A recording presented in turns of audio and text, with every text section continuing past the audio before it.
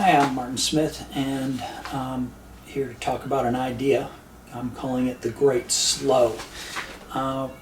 One of the fellow idea men in the internet world of YouTube came up with the idea that dark matter came from time, not necessarily time, but displacement of time, so that it takes 50,000 years for gravity to get from the center of the universe to what it's pulling on, and over time that gravity is going to change. So what I'm looking at, it gave me another idea on this thing and said, well, what does gravity actually do over time? And what we haven't really factored into is that these galaxies are actually moving through space.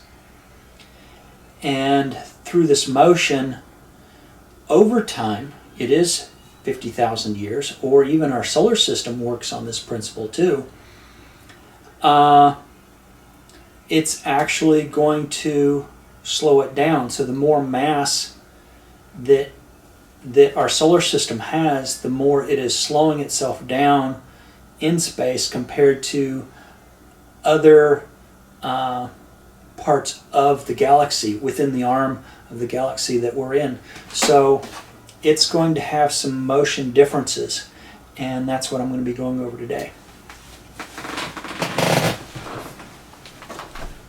Okay, on the concept of the Great Slow, what I'm looking at is we have a center mass, and then we have a mass traveling around in a circle, or around mass 2.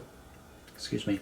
Center mass, mass 1, with a second mass, mass 2, going around mass 1, and they have a velocity with a ratio. Any velocity has a ratio to the speed of light, and that ratio would actually drag back the location of the first item compared to the second. So if we have them going this direction, what we're looking at is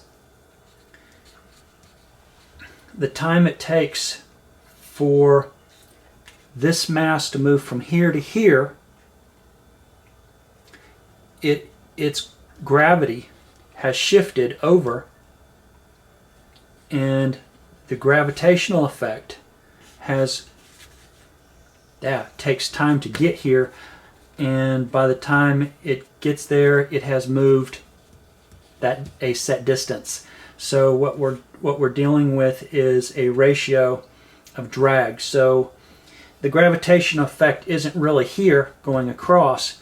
If this thing is in motion, then the gravitational effect within a ratio of the speed of light would actually be dragging it back or slowing it down.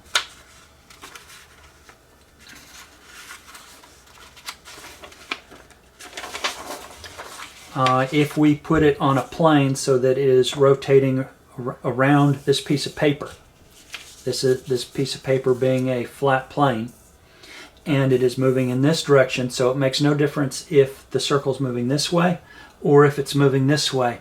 The ratio of drag would still be the same.